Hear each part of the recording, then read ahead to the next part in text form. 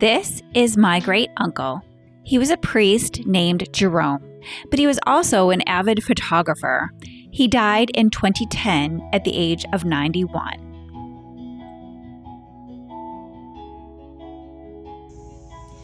I didn't know Father Jerome very well, but I do have fond memories of him coming to visit my family when I was a little kid. He was my dad's uncle. He was a very charismatic man with a great sense of humor, and, as evidenced by his photography, highly creative.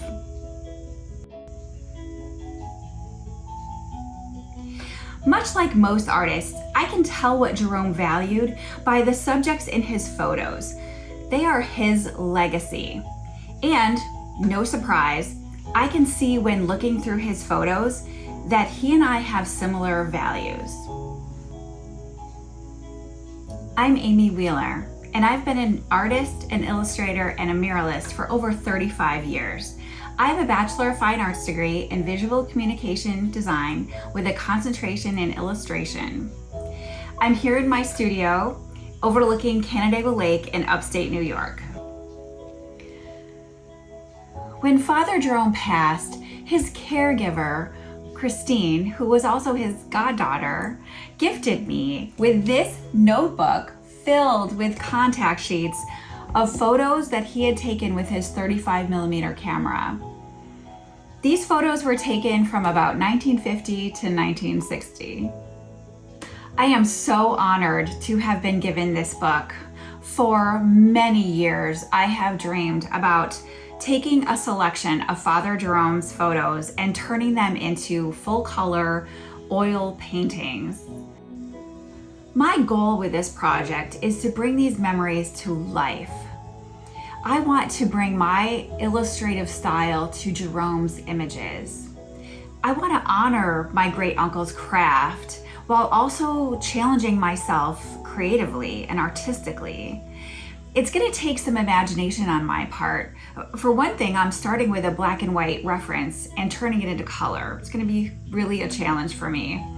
But I do believe that if I am successful with this project, that these paintings will have some soul and relevance in the current day. I hope you can tell how deeply inspired I am to do this. Let's get started. The first thing I need to do is to choose from the dozens of images on the contact sheets. One to start with. I'm looking for one with a good contrast and an interesting composition. I'm going to give this one a try. It's a photo of my Uncle Eddie, my dad's big brother, at the Ontario County Fair in upstate New York in 1952, showing his cow to the judges. What do I love about this photo? What do I not love about this photo? It's so endearing. Since this photo is so small, I scanned it and enlarged it using Photoshop. I'm adding a 2-inch grid. This simply means that I will add a horizontal and vertical line across the entire photo at 2-inch intervals. The grid will be a guide to help me transfer the image to the board. Photoshop is a tool I'm also using to help me make some important decisions about color. I've worked out some of those details ahead of time, but I've also allowed myself some artistic flexibility here. I've decided to paint this on an aluminum panel that I purchased online. I bought the panel at 20-inch square size, so I have not had to cut it. It's fairly easy to prep. First, I remove the protective film from both sides. You'll notice that on this particular panel that one side has a brushed finish and the other side is super smooth. You'll find the brush side is the best for taking primer. I prefer to prime with a few layers of acrylic paint, lightly sanded between coats. There is no particular reason I'm using gray in this instance. Sometimes I use a dark brown or even an orange. What I never use as primer is pure white.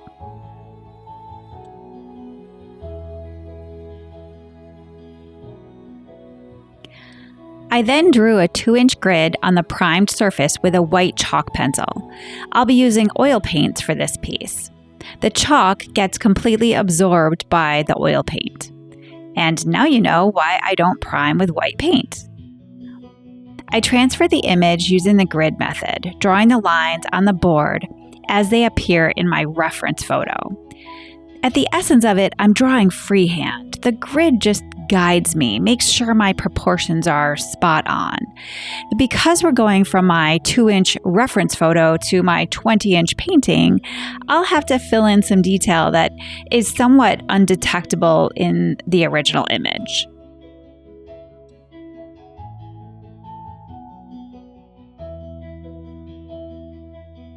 It's at this point in the project that I truly feel as though this is a collaboration. I am using my own interpretation of the photo in both scale and in color.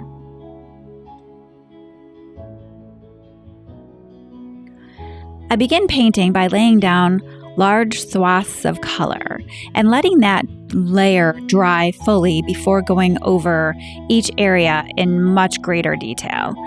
In the first layer, I do some shading and shaping, but not fine detail work.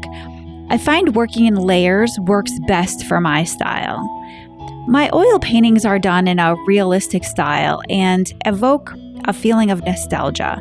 Nostalgia isn't defined as merely a positive memory, but it's actually quite a complex and a very personal emotion. It's what makes me personally feel connected to things, to places, and to people. My Uncle Eddie's cow was named Side Hill Valor Ann. Together, they won nearly 30 ribbons, some first prize blue ribbons. They competed in fairs all across the area: Palmyra, Hemlock, the Monroe County Fair, and even the New York State Fair.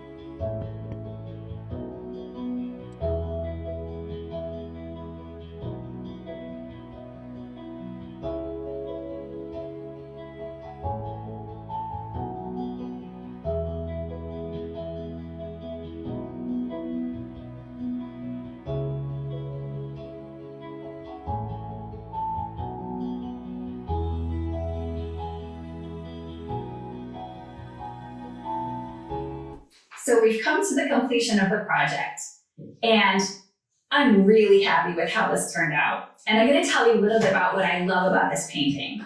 First of all, I love the composition, and I can take no credit for it at all. I've copied this composition exactly the way Father Jerome took the image and cropped the image for his contact sheet. Normally, I would not advise anyone, especially in a square format like this, to divide your painting right down the center with a horizontal line. However, in this case, it works, and I'll tell you why. You have a large area of grass below the line and a large area of sky above. And what that does is it creates some tension, and it creates an environment in which it draws the reader into the subject. So it works beautifully. Also, we don't have a straight horizontal line. We have kind of a waved line, and it's created by the tent poles that are creating tension on that fabric so that it drapes and makes this waved line. It's also mirrored in Anne's back. She's got this strong muscular back that sort of slopes down and guides your eye right to Eddie. And for me, that's what makes this whole image. It's that connection between the two of them. I was fortunate enough to make my own mark on this painting through color because, of course, I started with a black and white image. So I had to make some important decisions. No one is ever going to remember what color that truck was, right? Whether it was black, brown, gray, blue, I chose red. And I chose that because this image to me is a ubiquitous image of mid-century Americana. And so with a red truck and a white tent and a blue sky, we have an ode to that, an ode to America. And lastly, I love the content of this image.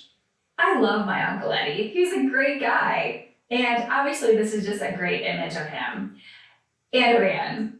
However, I also believe that it's an illustration that evokes a feeling that everyone can connect with. He shared with me that this image was taken on a day at the Ontario County Fair when they were being judged for showmanship. And showmanship is really about the relationship between the two of them.